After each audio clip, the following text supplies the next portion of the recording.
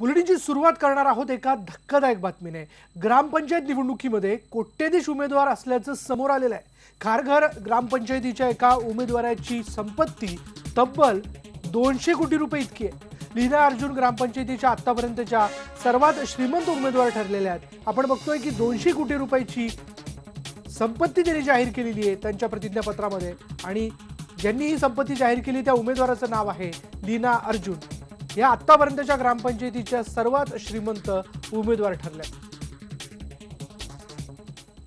स्थानिक स्वराज्य संस्थांच्या निवडणुकांमध्ये श्रीमंत उमेदवाराचा नवा इतिहास घडलाय। खारघर ग्रामपंचायत निवडणुकीसाठी लीना अर्जुन गरड या उमेदवारानं आपली मालमत्ता 1, 2, 5 नव्हे तर तब्बल 200 कोटी रुपये इतकी दाखवली आहे। त्या आतापर्यंतच्या सर्वात श्रीमंत उमेदवार ठरल्यात। लीना गरड यांचे पती पोलीस अधिकारी आहेत आणि त्यांच्याकडे एवढी मालमत्ता आली कुठून याची सीबीआय मार्फत चौकशी करा अशी मागणी आता शेकापचे आमदार जयंत पाटील यांनी केली आहे। गरड यांच्या पतींची गेल्या 17 वर्षांमध्ये बदली झालेली नाहीये, त्याची चौकशी करण्याची मागणी पाटील यांनी केली आहे। एक नजर टाकूयात लीना गरड यांच्या संपत्तीवरती।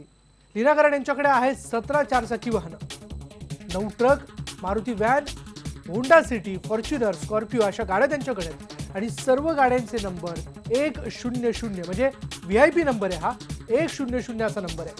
उलवे गावात त्यांच्या जमिनीचे 27 प्लॉट्स आहेत। खारघर आणि नावेमध्ये त्यांचे जमिनीचे प्लॉट्स आहेत। त्याचबरोबर खारघरमध्ये त्यांचे 6 फ्लॅट्स आहेत, तर खारघरमध्ये 3 दुकानं आहेत। 14 लाखांचे सोन्याचे दागिने त्यांच्याकडे आहेत, तर 1,65 लाखांचे इतर दागिने असल्याचं त्यांनी त्यांच्या प्रतिज्ञापत्रात जाहीर केलं। आपण जे जाहीरनामे दिले आपण पोहोचले जाहीरनामे, आपण कामं नंतर आला करायचं सत्तेमध्ये आल्यावर।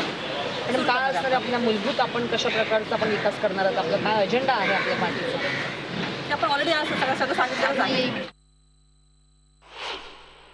त्याचा आर्थिक स्रोत कळलं पाहिजे। लीना गरड ज्या वेळेला लग्न होण्यापूर्वी त्यांचा बिझनेस होता का, लग्न झाल्यानंतर त्यांचा बिझनेस झाला का, मग हे प्लॉट खरेदी करायला पैसे आले कुठून?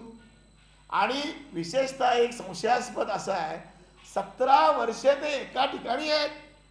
मुंबई पोलीस आयुक्ताच्या नवी मुंबई पोलीस कार्यालयात 17 वर्षे ते कार्यरत आहेत। त्यांना 17 वर्षे ठेवले कोणी? ते कशाच्या बळावर राहिले? तर यांच्याकडे आर्थिक एवढी मालमत्ता आहे की ते सगळ्यांना खरेदी करू शकतात असं चित्र आज जनतेमध्ये आहे।